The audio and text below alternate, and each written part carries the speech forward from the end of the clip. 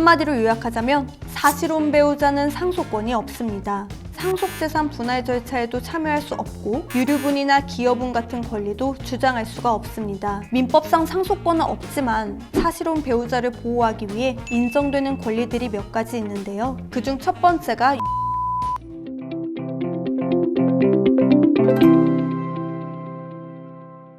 안녕하세요. 상속 전문 변호사 유지은입니다. 요즘은 혼인신고 없이 사는 커플을 주변에 흔하게 찾아볼 수 있는데요. 사실혼 배우자는 상속에 있어 법적으로 보장받는 권리가 법률혼과는 다르기 때문에 이를 명확하게 알아야 추후 상속을 현명하게 준비할 수 있습니다. 오늘은 사실혼 배우자가 상속에 있어 갖는 권리와 그 한계점들을 살펴보고 실제로 무엇을 어떻게 준비해야 하는지에 대해 알려드리는 시간을 갖도록 하겠습니다.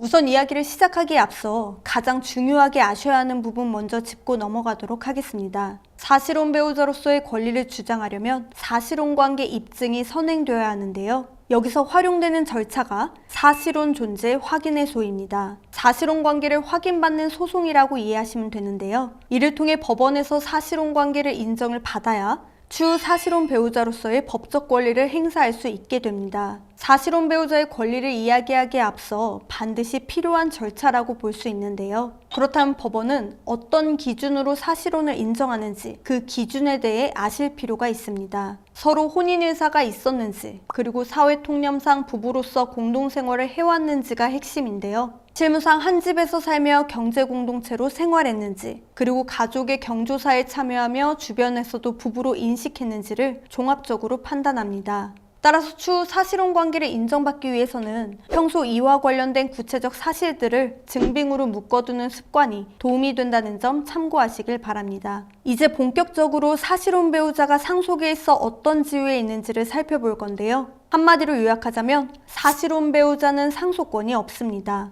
법률혼 배우자와 혈족만이 상속인이기 때문에 사실혼 배우자는 상속재산 분할 절차에도 참여할 수 없고 유류분이나 기여분 같은 권리도 주장할 수가 없습니다. 평생 같이 살았는데 왜 상속인이 아니냐라고 생각할 수 있겠지만 우리 상속법은 이를 인정하지 않기 때문에 사실혼 배우자의 상속은 다른 방향에서 접근할 필요가 있습니다. 민법상 상속권은 없지만 실질적으로 부부로서 함께 생활해온 사실혼 배우자를 보호하기 위해 인정되는 권리들이 몇 가지 있는데요. 그중 첫 번째가 유족연금입니다. 유족연금은 법에서 정한 순위에 따라 지급되는데 바로 1순위 수령자가 배우자입니다. 이 배우자에는 법률혼뿐만 아니라 사실혼 배우자도 포함되기 때문에 국민연금법상 유족연금 외에도 공무원연금이나 군인연금, 산재보험법상 유족급여처럼 각종 연금법은 사실혼 배우자를 유족연금 수급권자로 인정하고 있습니다. 다만 공단에서는 유족연금 지급을 위해 통상 판결문을 요구하기 때문에 망인 사후의 검사를 상대로 사실혼 존재 확인해소를 제기할 필요가 있다는 점 참고하시면 좋겠습니다. 두 번째는 주택임차권 승계입니다. 망인에게 상속인이 없거나 상속인이 있지만 동거하지 않은 경우에는 사실혼 상태에서 거주하던 주택의 임차권은 사실혼 배우자가 승계받을 수 있습니다. 함께 거주하던 배우자 일방이 사망함으로 생길 수 있는 주거 및 생계의 어려움을 고려해 예외적으로 보호하는 법을 정해둔 건데요. 단주택임대차보호법상 상속인도 망인과 함께 거주하였다면 사실혼 배우자는 임차권 승계가 불가능하고 상속인이 망인과 따로 살았다면 사실혼 배우자는 임차권을 상속인과 공동으로 승계한다는 점 참고하시면 좋겠습니다. 세 번째로 상속인이 없거나 있더라도 모두 상속을 포기해 상속인이 부재가 된 특별한 상황이라면 법원에 특별연고자 분여를 청구해 사실혼 배우자가 실질 부양자였음을 입증하고 재산의 일부를 분여받을 수 있습니다. 요건이 다소 엄격하고 부양 사실에 대한 증명이 필요하지만 실무에서 부녀가 인정된 사례들이 존재하기 때문에 비슷한 상황에 처해 있다면 충분히 확인해 볼 만한 가치가 있습니다. 지금까지 망인이 사망한 이후에 사실혼 배우자가 행사할 수 있는 권리에 대해 말씀드렸다면 이제부터는 더 중요한 내용에 대해 말씀드릴 건데요. 사실혼 배우자가 망인 생전에 본인의 경제권을 미리 설계하는 방법입니다.